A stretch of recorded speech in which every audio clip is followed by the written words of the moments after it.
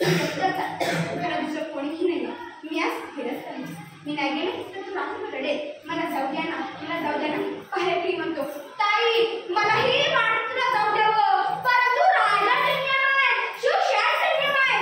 एकदा दरवाजे बंद झाले ते पुन्हा सूर्योदयाच्या नंतरच उघडले. त्या गवळणीला काय बोला काय उत्तर द्यावं कळतच नव्हतं. दोघी या साह्य आणि गवळणीने आपला मार्ग ठरवला.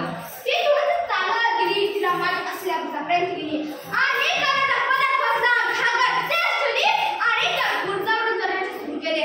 बघा रानासारखा वेळा ग्रंथ किल्ला कोणालाही किल्ल्यावर सहज जाता येणारा आणि त्या व्यक्तीने धैर्य केलं. किल्ल्यावर खाली उतरले. काय झाली एवढं तरी आमच्या हातून बाळाची आवडी नाही ही माझी काही खाली उतरते.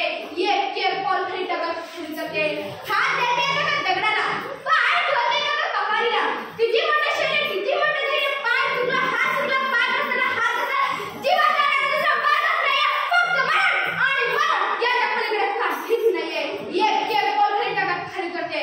काट्या कुठ्याचा मार्ग काट्यावर काढते अगं पडलं जातं. रस्त्याच्या ते कुठलाही चाकरा तिथे बाई आणि शेवटच्या काळीपर्यंत येते. शेवट पोहोचवून टाकला ना तेव्हा तुझ्या जीवाला बरं वाटतं. अंगात रक्त वाढते तरी ते झाड लागून जातं. धावत धावत धावत घराकडे जाते. घरात गेल्यानंतर जेव्हा बाळाला पोटाची भूत बसतं ना तेव्हा त्याच्या जीवाला बरं वाटतं. रात उद्योगाचा सुद्या क्षेत्राचा सुद्या वेळच तुम्हाला ध्यापर्यंत घेऊन जातात. अर्जुनाला फक्त डोळा दिसत होता. बाकीच्या ना जंगल पोपट दोरी कधीच पोहोचले ध्यापर्यंत. हिरणाला सुद्धा फक्त आणि फक्त पोरगा दिसत होता. पोटाचा डोळा दिसत होता म्हणून ते ध्यापर्यंत पोहोचले. तुमचं त्यावर लक्ष असलं पाहिजे. लक्ष एकाग्रता सातत्याने चालू करून हे सहज आहे. आणि काय बाहेर विचार करतो राजभर की सकाळ झाली की सकाळ ते हिरकणीला खाली पाठवायचं.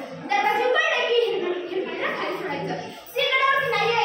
सकाळ झाली चालू बगीच्याच्या पारेकडे जी स्त्री रात्री वर राहिली ती नाही. ती गेली कुठे, ती गेली कुठे, ती गेली कुठे सगळीकडे चर्चा सुरू झाली. मग त्याच्यापर्यंत वार्ता पोहोचली की ती बाळाच्या वेळेला रात्री घरी पोहोचले. कशी गेली या विचार मग सुरू झाली. मग त्याला बोलवलं गेलं.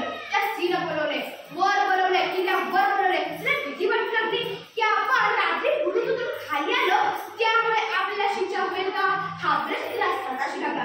तरी ती घाबरत घाबरत घाबरत दरबारापर्यंत जाते. दरबारात गेल्यानंतर तिने उत्तर देते की बाळाच्या वडील रात्री घरी पोहोचले. हे उत्तर ऐकल्यानंतर हे उत्तर महाराजांपर्यंत जाते. महाराजांना विशेष वाटतं, छत्रपतींना विशेष वाटतं. छत्रपती दरबारात येतात.